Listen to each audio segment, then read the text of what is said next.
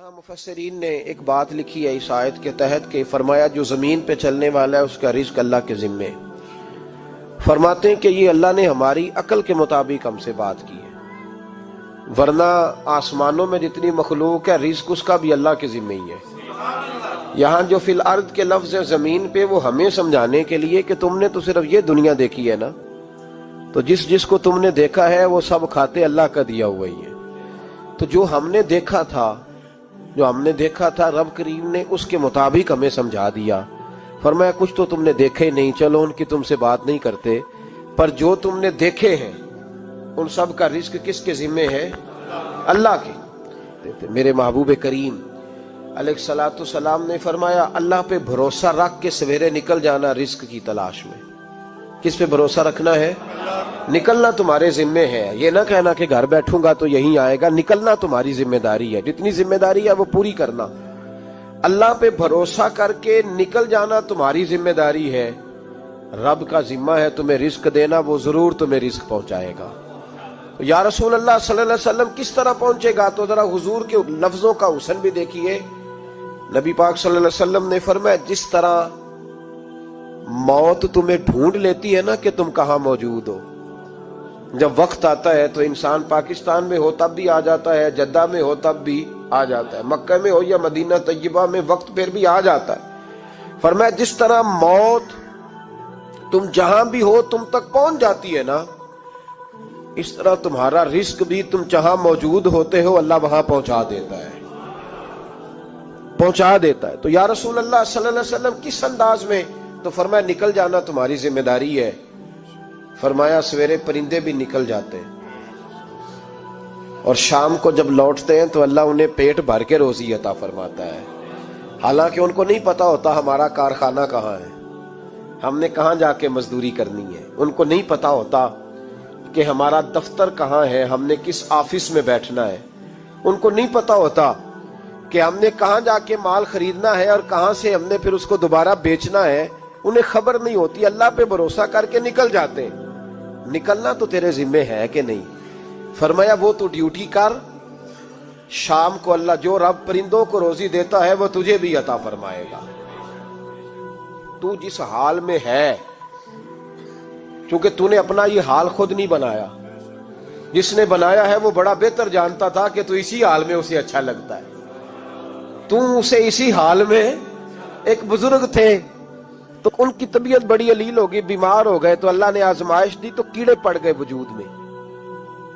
ایک کیڑا یہاں سے کھا رہا تھا، اللہ والے بڑے راضی رہتے ہیں اس کی رضا پہ. تو کیڑا یہاں کھا رہا تھا تو نیچے گر گیا، تو بابا جی نے اٹھا کے پھر وہاں رکھ لیا. کہنے لگے جب اس نے تیری ڈیوٹی مجھے کھانے کی لگائی ہے تو میں اس بات پہ راضی ہوں، تو نیچے کیوں گرتا ہے؟ بس ٹھیک ہے کھا، جب اس نے تجھے ڈیوٹی جو تیری لگائی ہے. سالبہ بن عبد الرحمن ایک صحابی تھے، سالبہ غالباً نبی پاک صلی اللہ علیہ وسلم کی خدمت میں آئے. کہنے لگے یا رسول اللہ صلی اللہ علیہ وسلم غربت بڑی ہے، میرے لیے دعا کریں اللہ زیادہ مال دے. تو محبوب صلی اللہ علیہ وسلم نے فرمایا تو جس حال میں اچھا ہے وہ تیرے لیے بہتر ہے، جس میں تو ہے وہی حال تیرے لیے. مشکل ہے نا یہ جواب سننا. یا رسول اللہ صلی اللہ علیہ وسلم دعا کر دے. تو محبوب نے کیا فرمایا؟ فرمایا تو جس حال میں ہے نا وہ حال تیرے لیے بہتر ہے، اسی میں رہ. کہ نہیں حضور دعا کریں. فرمایا سالبہ تو باز آ جا. حضور دعا کریں. فرمایا تو باز آ جا. 2-3 دفعہ کا ضد کی. محبوب نے فرمایا جا، پھر اللہ تجھے زیادہ پیسے دے گا. چند بکریاں خریدی، اتنی برکت ہوئی کہ بکریوں کے ریوڑ بن گئے. پھر کچھ بکریاں بیچ کے گائے خرید لی، ان کے بھی ریوڑ ہو گئے. پھر کچھ اونٹنیاں لے لی، ریوڑ ہی ریوڑ. پہلے 5 وقت مسجد میں آتے تھے، اب فجر اور عشاء رہ گئی. پھر مال زیادہ ہوا تو مدینے شہر میں کوئی جگہ ہی نہیں، مدینے سے باہر حویلی خریدی، پھر جمعہ ہی رہ گیا. جمعے کے جمعے آتے. زکوٰۃ کا حکم آیا. میرے نبی کریم علیہ السلام نے حضرت ابو ہریرہ کو بھیجا. فرمایا جا اسے کہہ تیری زکوٰۃ بنتی ہے 2.5%. تو سالبہ کے پاس حضور نے پیغام بھیجا. پہلے تو کہا تیرے لیے بہتر نہیں مال. جب اصرار کیا تو بڑی برکت ہو گئی، بڑا آیا تو فرمایا زکوٰۃ دے. 2.5% زکوٰۃ ہے. اب جب سوچا کہ 5 اونٹوں پہ ایک بکری جائے گی اور بڑا سارا مجھے دینا پڑے گا. اب جب غور کیا تو یہ تو نہ کہا کہ میں نہیں دیتا، حضرت ابو ہریرہ سے کہنے لگے نبی کریم علیہ السلام کی خدمت میں عرض کرنا کہ میں خود آؤں گا۔ حضرت ابو ہریرہ نے آ کے عرض کی یا رسول اللہ صلی اللہ تعالی علیہ وسلم، حضور وہ کہتے تھے میں خود آؤں گا۔ تو کہتے ہیں محبوب نے ٹھنڈی سانس لی، فرمایا اسے کہا تھا کہ تیرے لیے مال بہتر نہیں، اب ہلاک ہو گیا، ہائے افسوس ہلاک ہو گیا۔ ان کو بھی تھوڑی دیر کے بعد احساس ہوا کہ یہ میں نے کیا کیا، نبی پاک کو ہی کہہ دیا نہیں ہے، حضور کو کہہ دیا بعد میں آؤں گا۔ اب دوڑے آئے، عرض کی حضور میں سارا کچھ لے کے آیا ہوں، قبول کر لیں۔ محبوب نے فرمایا گویا بلال حبشی کی خشک کھجور بھی قبول ہے، اور صہیب رومی ایک اٹی بان کی لائے تو وہ بھی قبول ہے، اور عمار بن یاسر اور مصعب بن عمیر اگر 2 دینار دے جائیں اور کوئی پرانا جوڑا کسی سپاہی کے لیے چھوڑ جائے تو وہ بھی قبول ہے، لیکن تو اپنا لاکھوں لے کے چلا جا، تیرا کوئی نہیں قبول، معاف کر دیں۔ فرمایا جا معاف کیا، پر پیسے لے کے نہ آنا۔ اگلے سال پھر آئے، بندے ہوئے ہاتھ ہے، محبوبہ میں دولت کا کیا کروں گا، آگ لگانی ہے، قبول کر لیں۔ فرمایا تو لے جا، تیرا نہیں قبول، گرا جو ان کی نگاہ سے وہ سنبھل نہیں سکتا۔ حضور نے وصال ظاہری کیا تو جناب صدیق اکبر کے پاس آئے، لاکھوں کا مال، ابو بکر قبول کر لو۔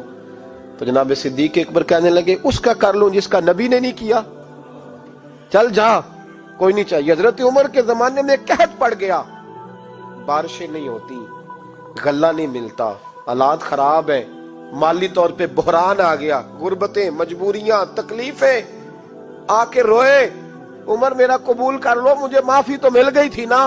فرمایا معافی اپنی جگہ پہ، پر جس کا مصطفیٰ نے قبول نہیں کیا۔ بہت سارے لوگوں کو پتہ ہی نہیں کہ ان کا قبول ہی نہیں ہوا، اور وہ الجھے ہوئے، انہیں خبر ہی نہیں کہ اصل بات کیا ہے۔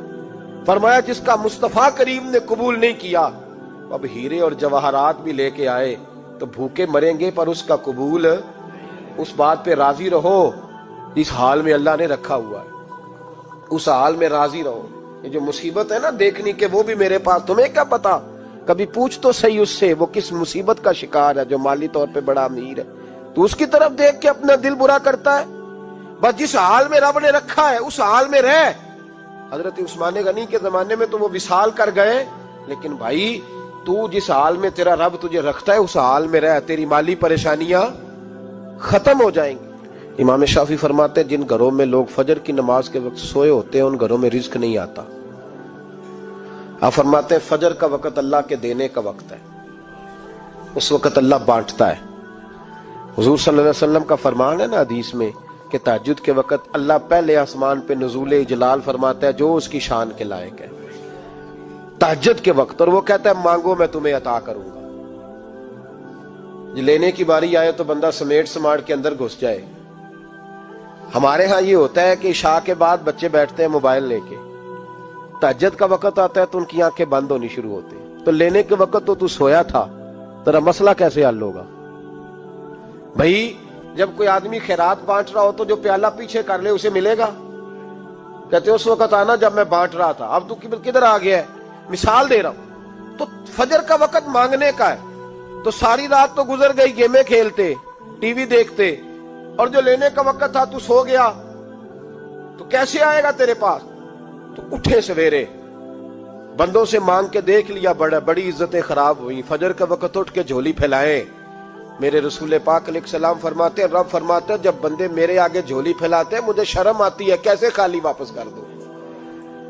تو اس کے سامنے جھولی پھیلائیں سویرے اٹھ کے، رزق میں برکت ہوگی۔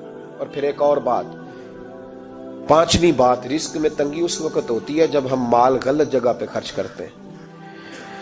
اللہ مال دیتا ہے اپنے فضل سے، اور جب ہم اسے ضائع کریں، مثال دیتا ہوں، میرے پاس ایک شخص نے آ کے کہا حضرت جی بچی کی شادی ہے، یا میرا گھر میں کوئی بیمار ہے، یا بڑی آزمائش ہے، 10,000 کی ضرورت ہے، میں نے تھما دیا اس کو، پھر مجھے بعد میں پتا چلا کہ وہ تو عیاشی کر رہا ہے پیسوں سے، وہ تو چلا گیا کہیں گھومنے اور فلاں ہوٹل میں، مہنگے ہوٹل میں بیٹھ کے کھانا کھا لیا، تو میرے دل پہ کیا گزرے گی؟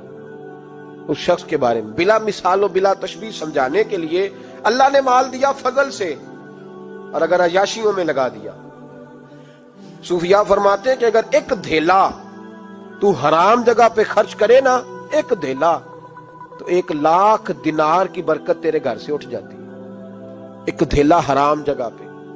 قرآن مجید کی آیت پڑھتا ہوں، رب فرماتا ہے وَمَنْ أَعْرَضَ عَنْ ذِكْرِي فَإِنَّ لَهُ مَعِيشَةً ضَنْكًا، بڑی سخت آیت ہے۔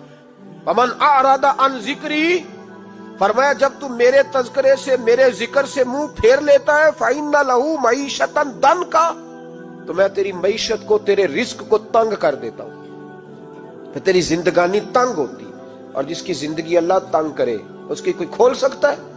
کہتا ہے بڑی جگہوں پہ گیا ہوں، بڑی پھوکے مروائی، بڑے دم کرائے، حالات صحیح نہیں ہوتے، تو مسجد آ کے توبہ کر۔ وہ کہہ رہا فَإِنَّ لَهُ مَعِيشَةً ضَنْكًا، اعلان ہے قرآن پاک کا کہ جب تو میرے ذکر سے منہ پھیرے گا، روٹی میری کھائے اور پیسے لے کے عیاشی کرے، مسجد آئی نہ۔ حکم تو یہ ہے کہ جتنی جتنی نعمت بڑھتی جائے سجدے بڑھنے چاہیے، لیکن ہم لوگ سجدے کم کرتے جاتے ہیں، فرض نماز بھی نہیں پڑھتے، پھر رزق تنگ ہوتا ہے، پھر اللہ کے عدل کا نظام چلتا ہے، پھر خرابی ہوتی۔ اس لیے یاد رکھیں قرآن مجید نے حکم دے دیا کہ اگر چاہتے ہو کہ رزق میں برکت ہو تو پھر رزق دینے والے کے آگے جھک جاؤ، پھر رزق دینے والے کے آگے جھکو۔ تو مالی پریشانی کا بہت بڑا سبب یہ ہے کہ ہم مسجد کی طرف نہیں آتے، دین کی طرف نہیں آتے، پیسہ ناجائز جگہ پہ خرچ ہوتا ہے۔